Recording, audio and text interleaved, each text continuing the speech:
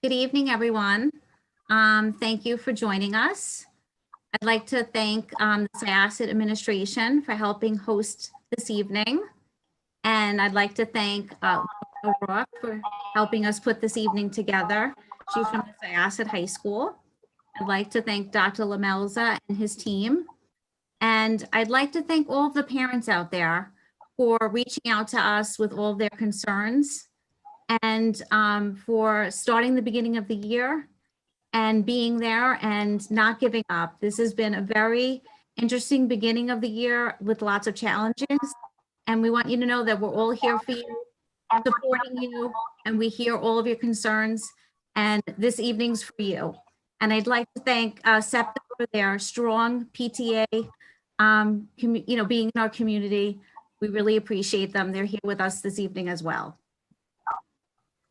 Thank you, Allison. Again, I just want to reiterate the work that the task force, the reentry task force, put into all of this planning. Particularly, you mentioned Lauren, and Mary Lou will speak to Lauren a little bit as well. But it's been a real collaborative effort to get these trainings. The collaboration with Central Nassau Guidance has been really helpful, and so we're pleased. We're excited. I think that it's been a challenge on many levels, but we're moving forward, so it's important. So I'm going to introduce Mary Lou Sapienza, who's our our director of PPS, and she'll talk a little bit about the upcoming evening. Good evening, everyone. Thank you for joining us again. We appreciate everybody tuning in tonight. As Allison said and Dr. Lamelza said, it is a challenging time, but with each passing day, we are navigating through it and trying to provide, as much support as we can in the building and outside of the building. And that's why we're so grateful for the support with Central Nassau Guidance to provide that support for the students and for the families during this time especially. With that, it is my pleasure to introduce to you Lauren O'Rourke, who is our social worker. And she has been an integral part of making this evening happen and all her communication with Central Nassau Guidance and planning all the staff development and planning these seminars. So I will pass it over to Lauren. Thank you, Mary Lou. Hi, everyone. I'm Lauren O'Rourke. I'm one of the district social workers here at Syosset. Thank you for joining us on this kind of stormy-esque, windy evening tonight. First off, I'd like to thank everybody that is taking part in this. The PTA, SEPTA, Dr. Lamelza, Central Nassau Guidance, the task force.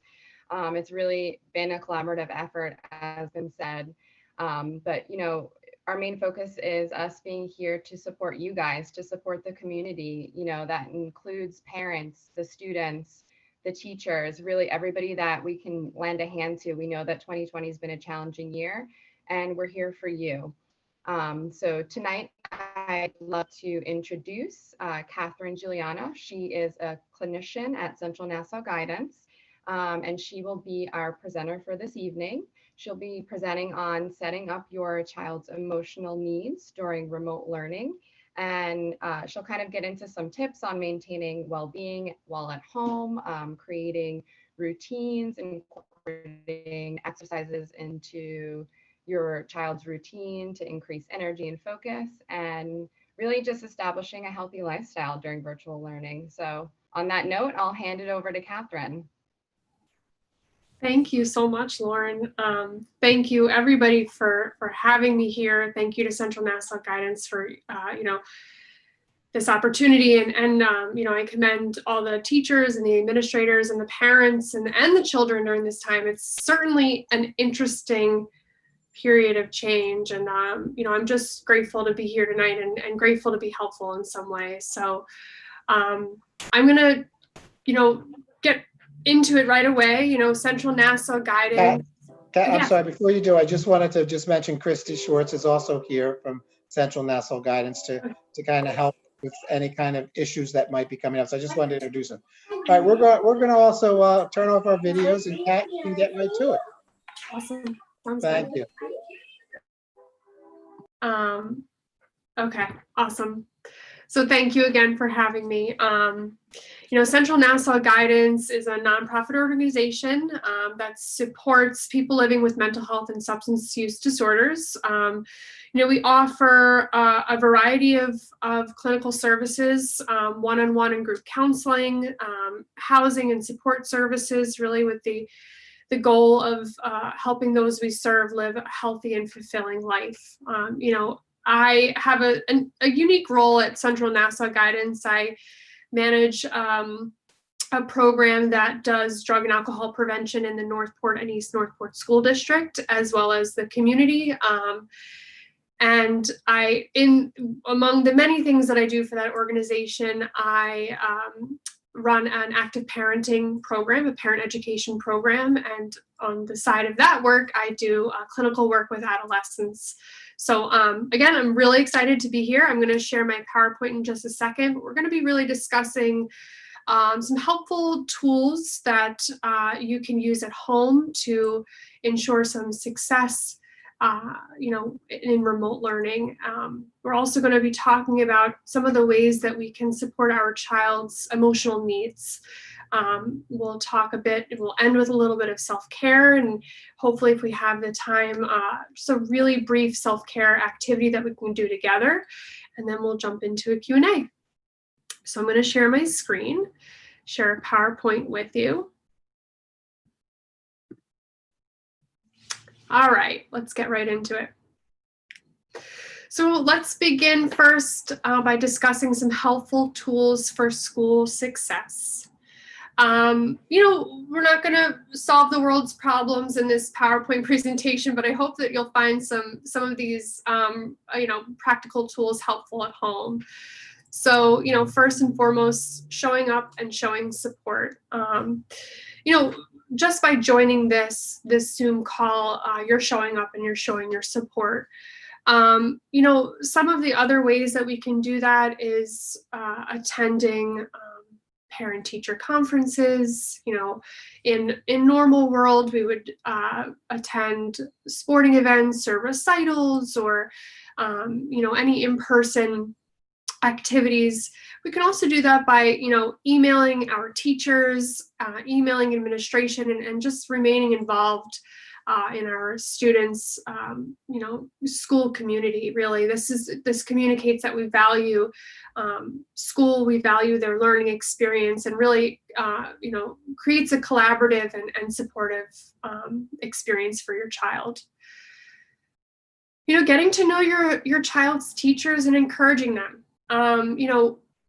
We all need a little extra TLC recently, and when we take a wider perspective, it's certainly difficult within our families and within our child's life. This is a challenging time, but we're also, everybody's really experiencing a challenge. Teachers, administrators, counselors, support staff, and so this helps us just have a little bit of compassion and empathy for those who are really involved in the school experience. And so, we can develop a relationship with our teachers and show them a bit of encouragement, really just recognizing, hey, I know this is a difficult time. How can I support you?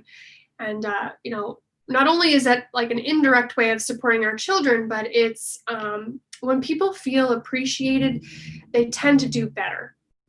So I encourage you to give some extra,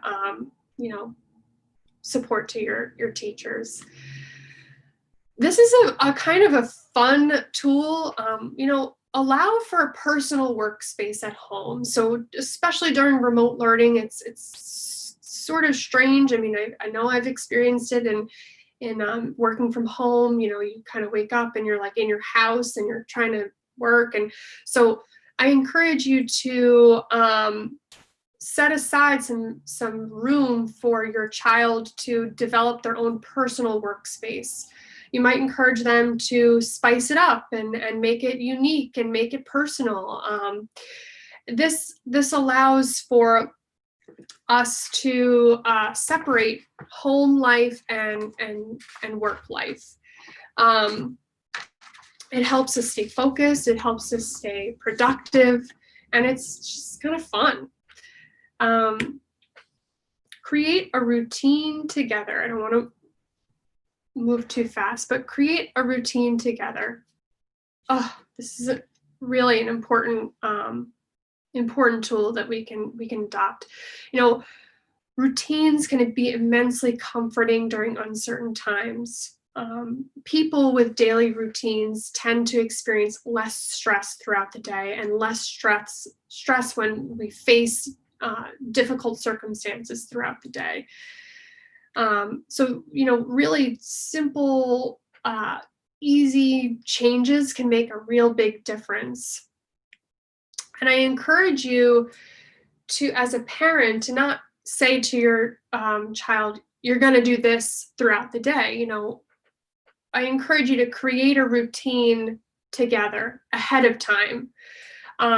And some things you can do is talk about a set time that you wake up every day. Try to stick to that every day. You know, that helps regulate our sleep patterns. It helps us feel more awake when we wake up. And then I encourage you to also incorporate some activity before getting right to schoolwork. So I don't know if you've experienced this, but I certainly have. It's extremely difficult for me to just wake up and grab my cup of coffee and my PJs and get to work. I mean, it's really hard to get going.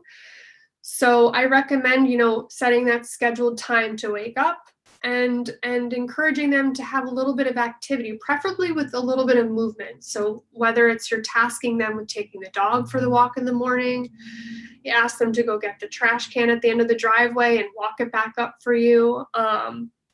You know, maybe encouraging them to play some sports or something before the day, but just to kind of get up and get moving. It really helps us feel energized. I also would encourage you to get dressed for your day, and encourage your child to do the same. Get dressed for the day, brush your teeth, wash your face, and you kind of feel like that separation between sleep PJ time and, okay, now I'm awake and I'm ready to work time. Review the day or the week together. This can be really, really helpful. You know, you might want to do something like on Sunday evening, look at what the week is going to look like. What schedule, you know, what classes are scheduled, what assignments are due, what tests do you have. This really is so empowering, because we can see the entire week ahead of us. We can kind of jump in knowing what to expect, where we're not just, you know, going, you know, through our day like, oh, what's next? And you know, I encourage you to have them keep up with a schedule, and perhaps they make a to-do list, which is one of my favorite things to do. It's super gratifying to have a to-do list and crossing off what you've done. You know, it builds that time management, those time management skills. It helps them develop that sense of accomplishment, and it helps calm those nerves. Schedule some meaningful breaks throughout the day. It is tough to look at a screen all day. It is tough to work all day, you know. So when the time allows, encourage a meaningful break, meaning away from screens, preferably outside when the weather permits, preferably with a little bit of activity. Getting moving, it's like recess, you know, get moving, get your blood flowing. It really helps to keep you focused and productive throughout the day. You know, I also encourage, you know, healthy activities like having a glass of water and sitting outside in the sun. I mean, it sounds really simple, but it can be really, really helpful. So meaningful breaks are important. And, you know, really focusing on the positive behaviors throughout the week. Sometimes those strengths. Sometimes as parents, we can focus in on that one bad grade, or that, that anxiety or the frustration that they've experienced throughout the week. And really, whatever we tend to focus on becomes bigger and bigger in our minds and in our realities. So it's important sometimes to really, it's a really powerful method of parenting is encouragement. So I encourage you to focus on some of those strengths. Show confidence in them by giving them tasks to complete. You're saying, I trust that you'll do a good job. You might want to say, like, hey, I know this is a really frustrating experience for you, but I see how well you're adjusting, and I'm proud of you for that. A little bit of encouragement goes a long way. It can really brighten someone's day or someone's week. So those are just some really simple focus on strengths. We just covered that. Really simple tools that we can use at home to make remote learning a bit more manageable. And in the questions that we received from parents ahead of time, we saw that, our children are experiencing this new platform, and with that comes new feelings, new reactions. So,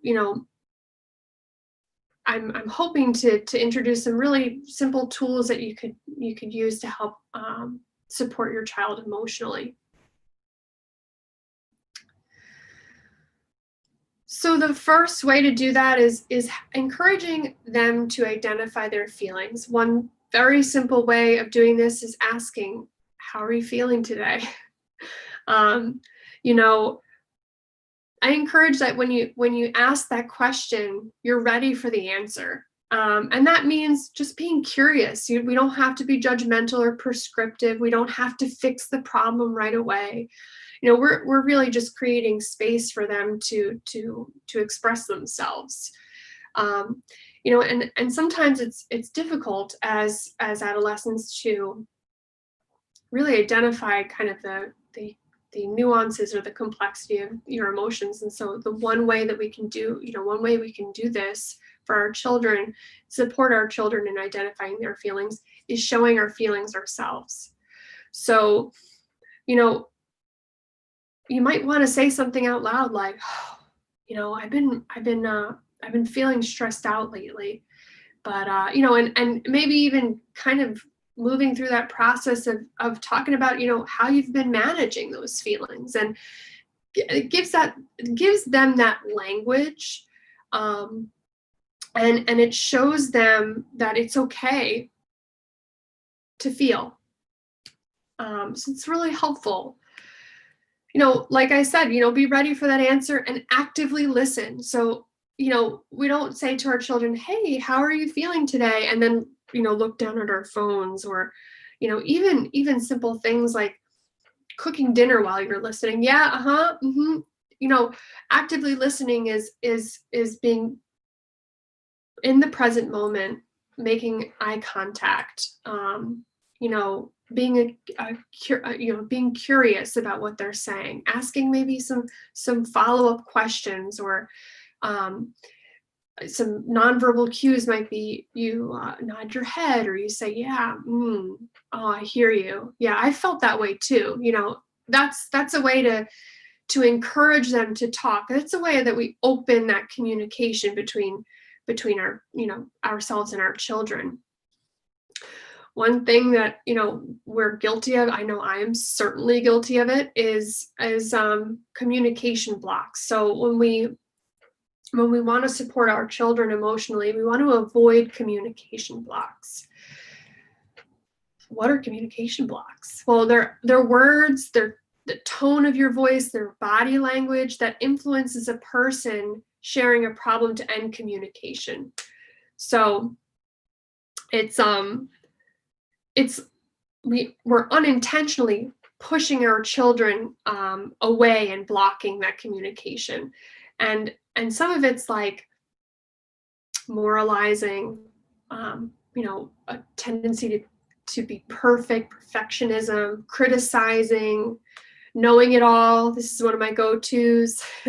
Interrogating, why did you do that? You know, sarcasm, you know, playing off emotions as if they're just no big deal. Ah, you big baby. You know, focusing on mistakes, psychoanalyzing, being distracted, advising, right? So this happened to me the other day, actually. I said something to someone else, and they went into focusing on my mistake, and I felt like the garage door shutting down. You know, and it just blocked that. It just didn't feel like that person was really hearing me and really you know, really present with me in that moment. So as parents, we want to be mindful of what our need or reaction initially is, and we all do it. But it's really just a matter of coming back to that active listening, validating feelings. So, you know, validating feelings is really showing that you understand and you accept your child's thoughts and emotions as they are, just as they are. You know, we do this by actively listening.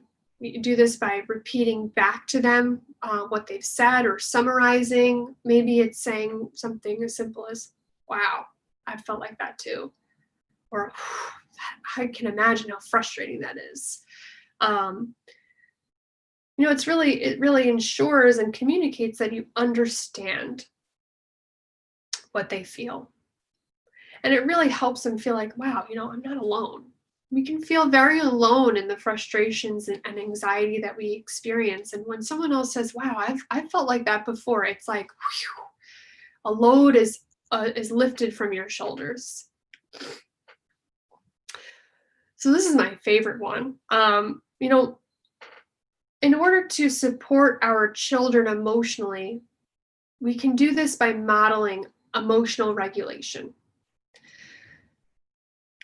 So emotional regulation is a hot topic right now, you know, and it's not necessarily that we're controlling or suppressing our feelings and emotions, but it's using our emotions wisely.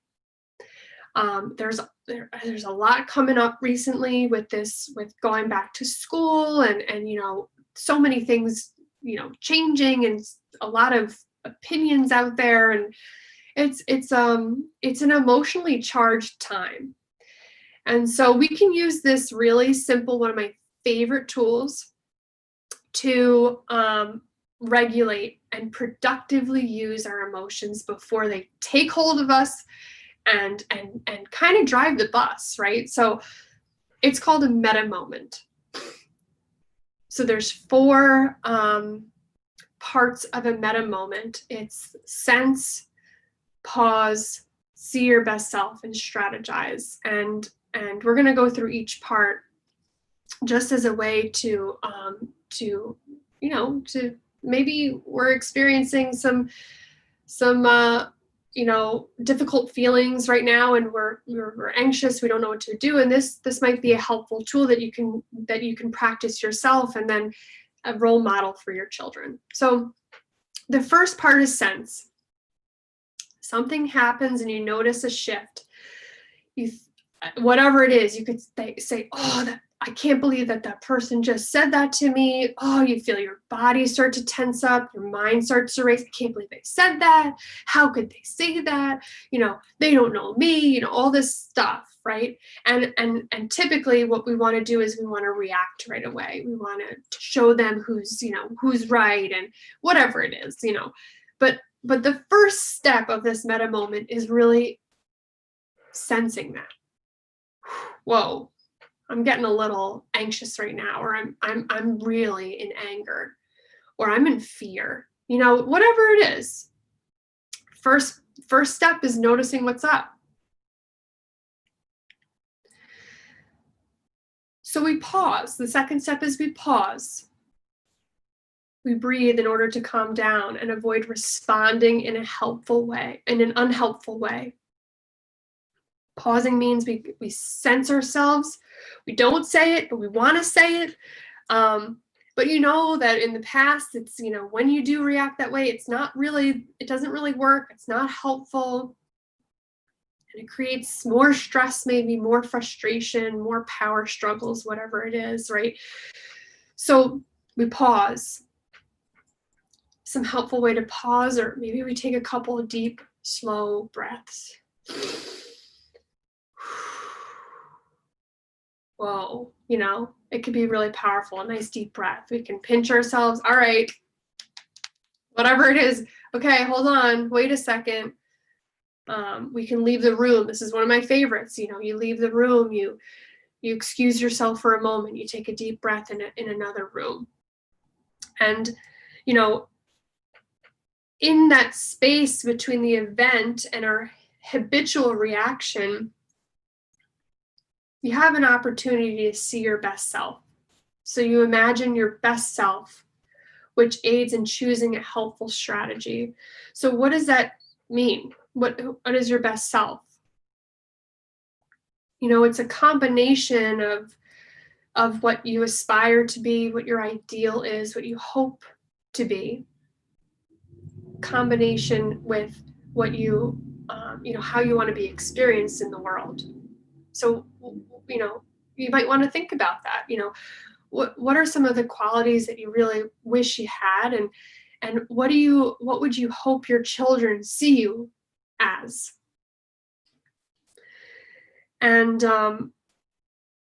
you know, a characteristic that comes off quite often right now in this time is a characteristic of patience, you know, or of compassion. Compassion is typically the number one answer, but during this pandemic, it's patience, right? So in that moment when we have that pause, we can say, okay, what's my best self? I want to be patient right now. What does patience look like in this situation? You know, how can that show up for me right now? And oh, here it is, compassion. And then in that, you know, in that pause, when we think about that best self, this is an opportunity that we strategize. We strategize to, you know, to really understand, you know, okay, so how am I going to respond rather than react? So progress, not perfection. You know, like I said, we're not going to solve the world's problems in this one PowerPoint, but I encourage you to use this strategy to, you know, to deactivate yourself. You know, come from here down here so that you can respond as your best self, and you can model, you know, positive emotional regulation for your children. We can often, you know, this is a very helpful strategy when our children are, you know, experiencing their own frustrations and anxiety.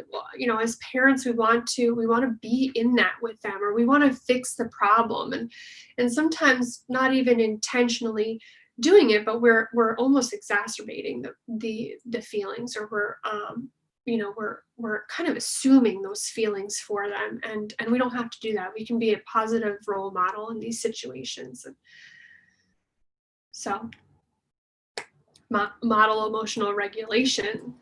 Take advantage of support services. So you know, this is an awesome opportunity to reach out to your counseling center.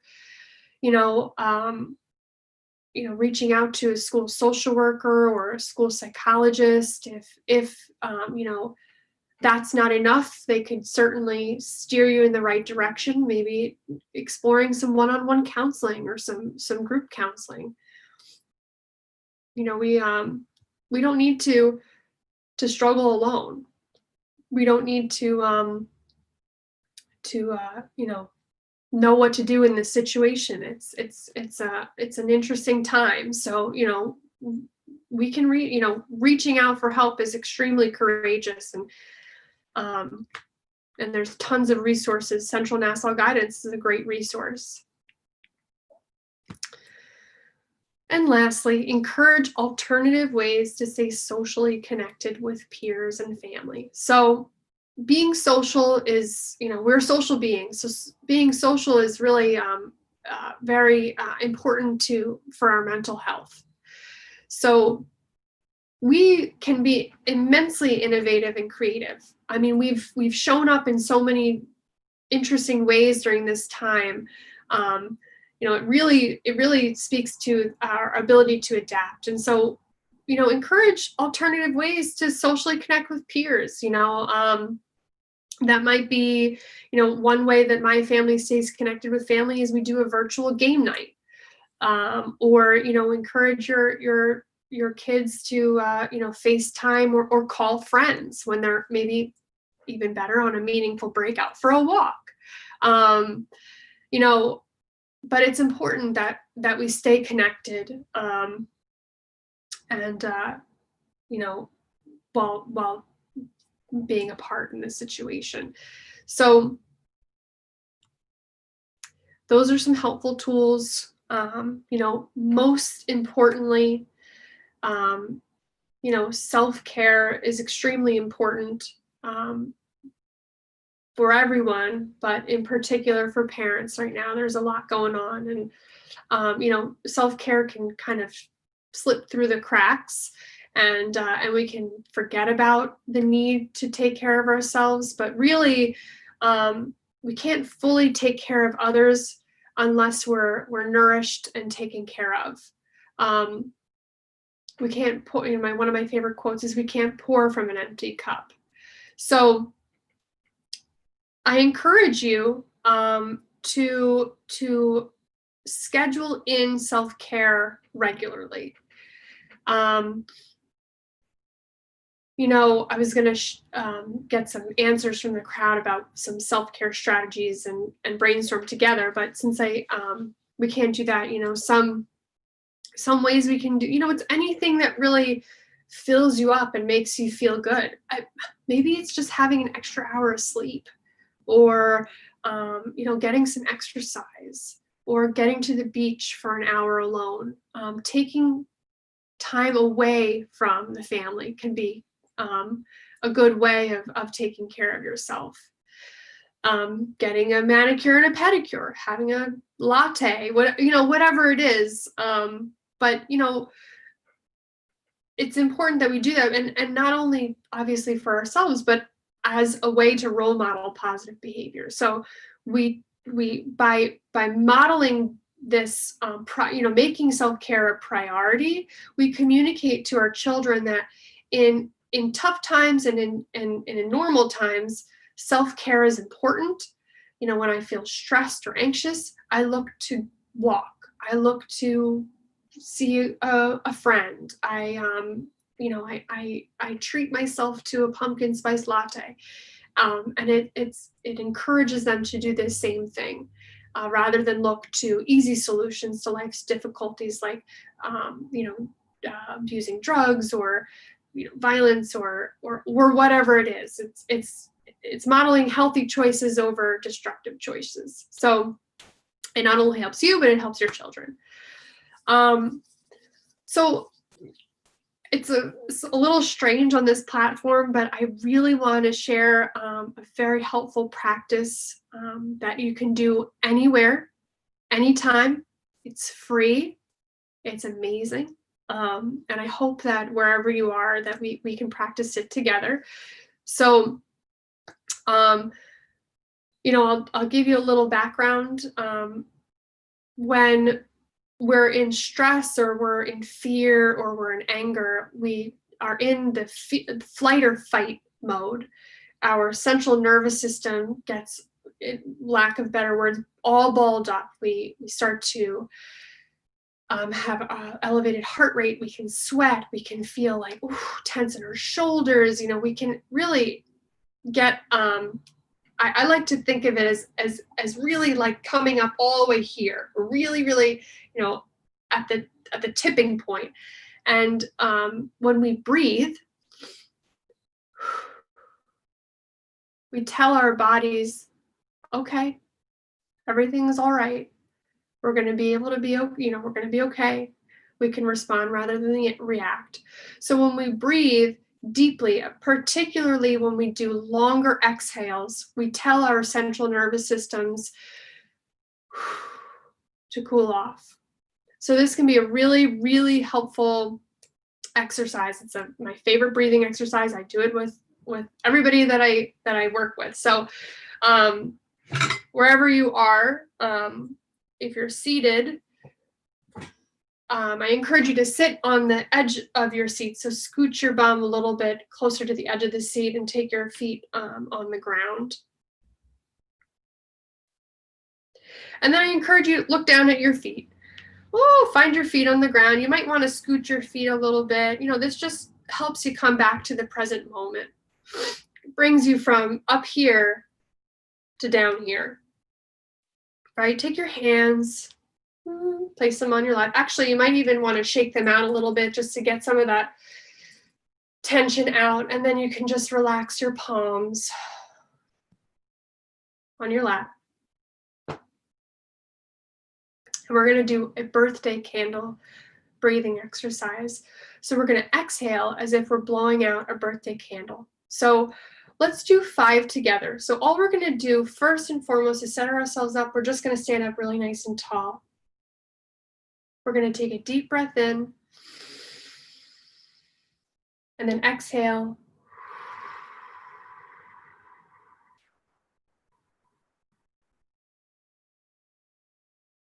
We're going to do 4 more. And this is not just a regular birthday candle. This is one that is the crackly ones that you really have to blow out in order for it to go out. So I want the exhales to be really super long. So let's do 4 more together. Inhale.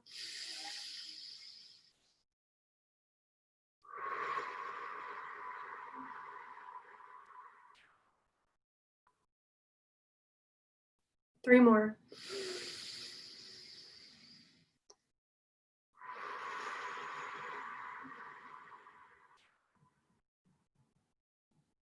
Two more. Inhale.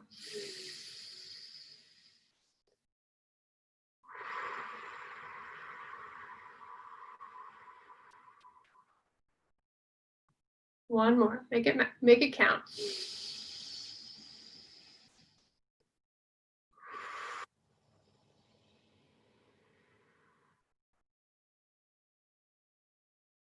All right. Thank you so much. I hope this presentation was helpful, and we'll open it up. We have about 20 minutes for Q&A.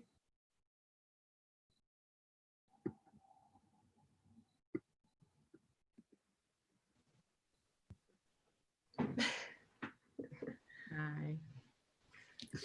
Okay, so thank you so much, Kat. That was wonderful. I know, personally for myself, deep breathing is definitely a wonderful tool that anyone at any age can use, whether they're in the classroom or at home.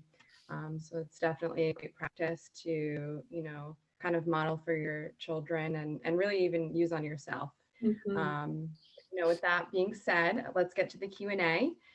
So our first question was actually, who is Central Nassau Guidance? And you kind of spoke to that already, Catherine, but maybe you can kind of add a little bit more about what you're about there at Central Nassau.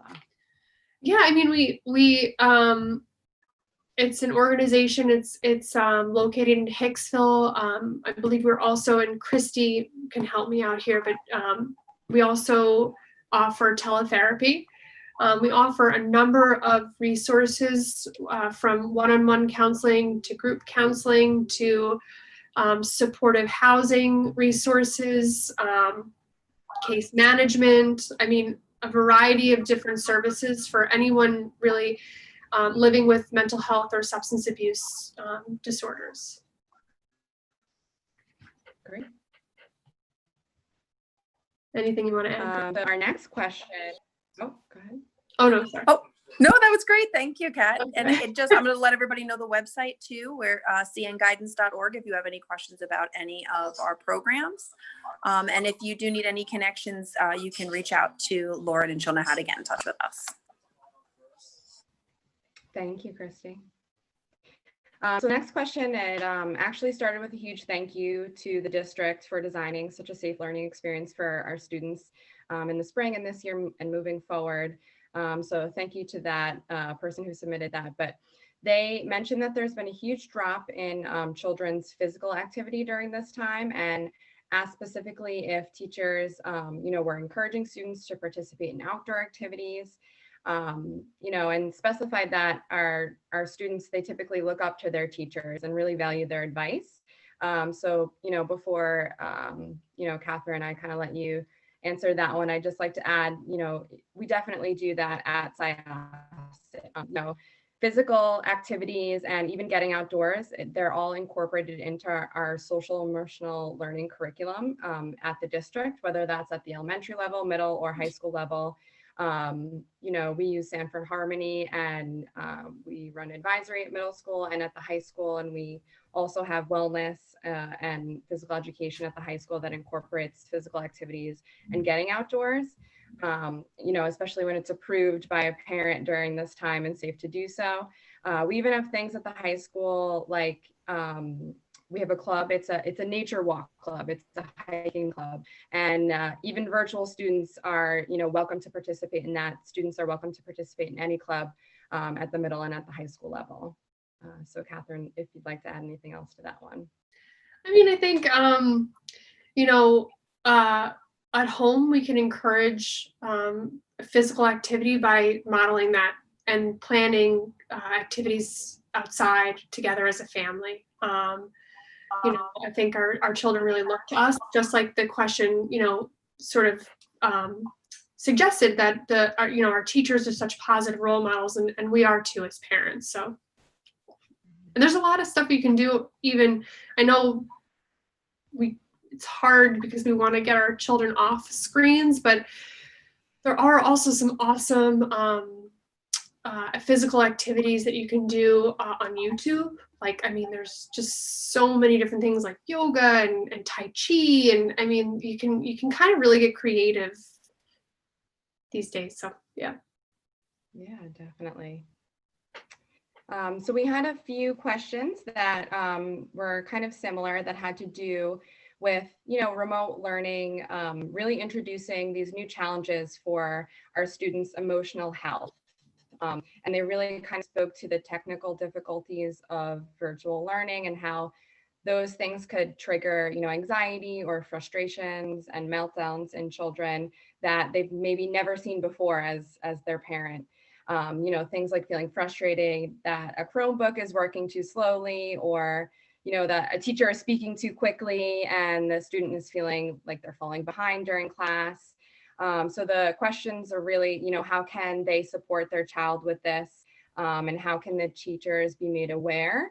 And, as for the teachers, I think your go-to person is always your child's teacher in the building. And if, you need to, the building principal directly for specific questions about your child.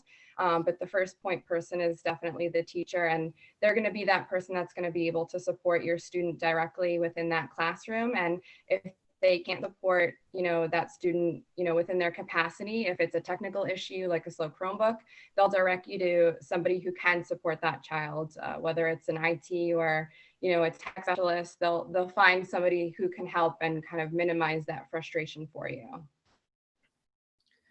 Yeah, I hear the parents, we're in difficult times. There's emotions that, experiences we've never dealt with. We have feelings as as a response to those new experiences. But, just like Lauren said, this is a great opportunity. This is where having a relationship with your child's teacher is so important. I encourage you to express your concern with the intention of coming up with a solution together.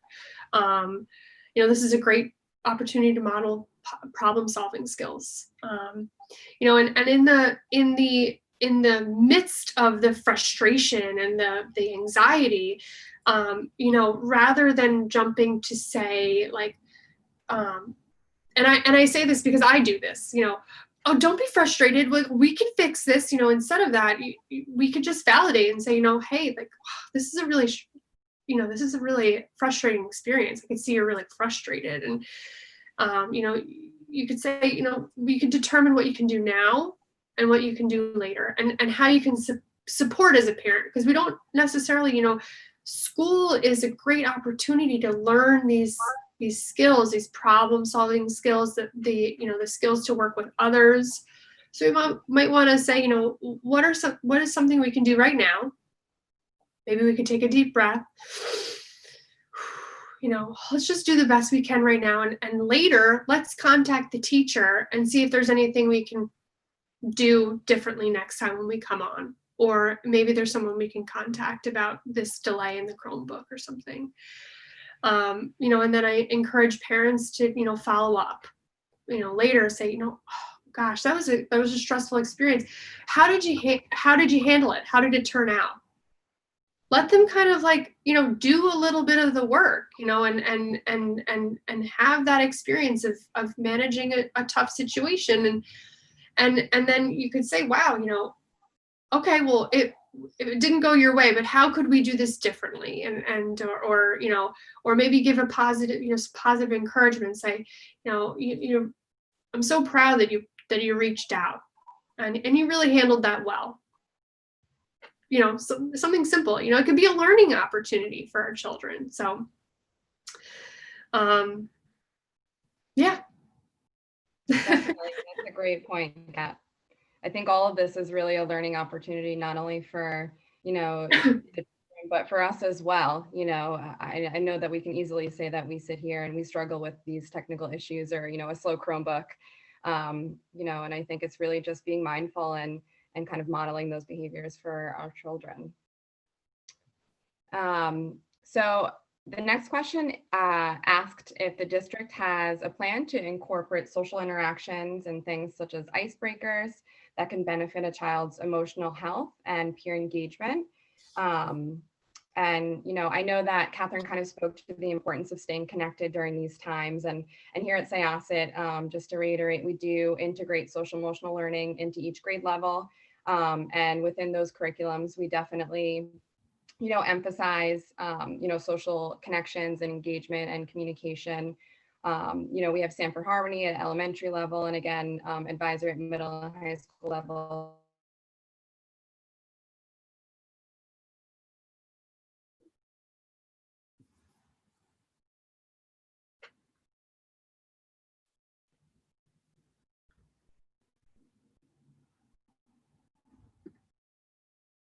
In our buildings, and every learner has the opportunity to participate in these things, whether they're virtual or hybrid.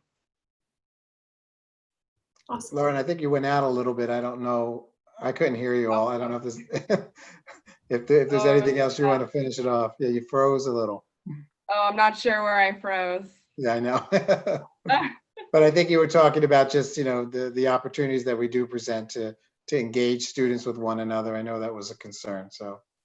Yes, so really just to reiterate, we incorporate those things into our social emotional learning curriculums, whether it's at elementary, middle, or high school levels. We use Sanford Harmony at the elementary level, and it really emphasizes the engagement of peer interactions and social interactions, communication skills, things like that, diversity skills. We have our advisory programs at the middle and the high school levels, and we also have our wellness classes. We practice restorative circles and engaging icebreakers, whether it's in those social emotional classes or even just in our mainstream classes. Our teachers definitely like to, emphasize on building that rapport and building a relationship with our students, whether they're engaging in the virtual or the in-person and hybrid learning. And if parents wanted to find out more about that, what would you recommend them? Who would you recommend them contacting? They can definitely contact, the teachers or the building principals, or even the building psychologists, or the, myself, the social workers. The programs that you're talking about, they're all on the district website though, right? The descriptions of them? Yes, they are as well. So the parents can read all about the programs. Adele helped put together all this big description for it, and it's been posted on the website. They can go to the district website to read up about all those programs. And all the SEL curriculum, right? Yeah. Yeah. Social emotional learning. Yeah, I know. We tend to throw out all these acronyms and this jargon, and we kind of forget sometimes that not everybody knows what those things are. So all of the resources are definitely accessible on the website. So our final question is, they asked for suggestions and recommendations on how to encourage students and adolescents to balance screen time, especially electronic gaming, social media use, and things of that nature that are non-educational. Yes, this is the question of the century. I would encourage that you make a plan together about screen time. If our adolescents take, if they have the opportunity to take part in the planning of that screen time, on time and off time, then they're more likely to follow. So I think a helpful tip is, first, you kind of determine the helpful reason why you want them to be offline. It's really difficult to follow someone's direction when you don't know why they want you to do it. So we can say, like, cause you like, it's not good. Well, that's not really like a helpful reason. So, I would suggest, maybe having a family meeting, maybe preparing a logical reason, maybe something like, when we have time offline, it improves our mental health and it makes us feel better. Even if we can't really feel it in the moment, it does improve our mood. Or something that's, important to them, and then I would also come up with a couple of choices about how much time is reasonable. So I would come with your time that you think is reasonable, and have them come up with a time that's reasonable, what they think is reasonable. And then I would say meet in the middle. So if you say, okay, an hour is reasonable, and they say 6 hours is reasonable, well, you say, well, how about can we meet at 2? Can we meet at 3? And then, I would also suggest structuring that time. So having an expected time every day to have screen time, and off time. And then if the rule is not followed, I would also suggest planning a logical consequence. So meaning a consequence that's logically connected to the transgression. So let's say your screen time is allotted for 2 to 4, but your child does 2 to 4:30. Well, then the logical consequence is that the following day, there's a half hour taken from screen time, rather than you're not going to have your phone for 2 weeks. Like, that is so hard. We want to jump to that, but it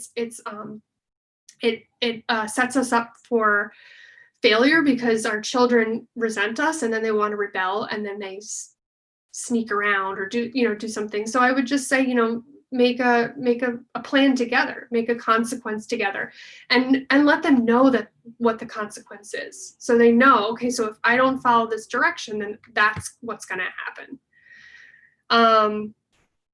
And I would say, model positive behavior. So if screen time, offline time is from 2 to 4, that means everyone in the house is off screens. No TVs, no,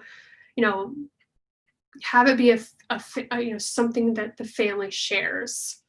And then you could do things like, if you're, something that I really like to do is modeling putting my phone away. So I'll say, like, hey, we're in the grocery store, I'm going to leave my phone in the car, or we're at a family dinner, and everybody's going to have their phones away. And we just model that, like, that's important to us, that we have that time to be present with the ones that we love. So yeah, that's it.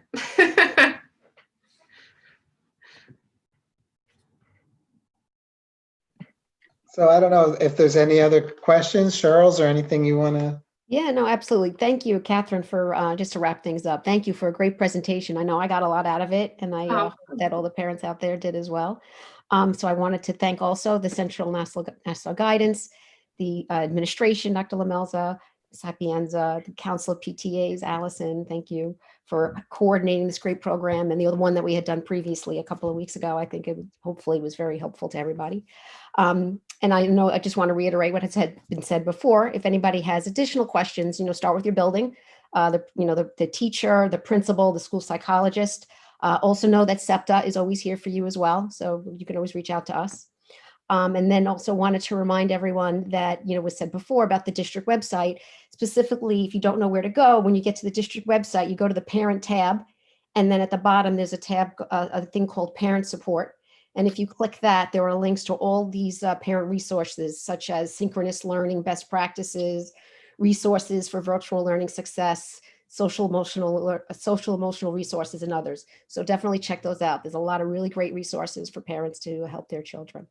So, thank you everybody for coming. I hope everybody enjoyed it, and thanks again, and have a great night, everyone. Yeah. Thanks, everybody. Thank you all, everyone. And as you said, just be kind to one another because we're all struggling with this together. Exactly. All right. So I really appreciate everyone's efforts and support as we go forward. So have a good night, everyone. I hope that this was helpful, and we're moving forward. Good night. Thank you so much, everybody. Thank you, Kat. Thank you, Christy. You're very welcome. Good night, Yeah. everyone. Good night. Good night, everyone. Good night.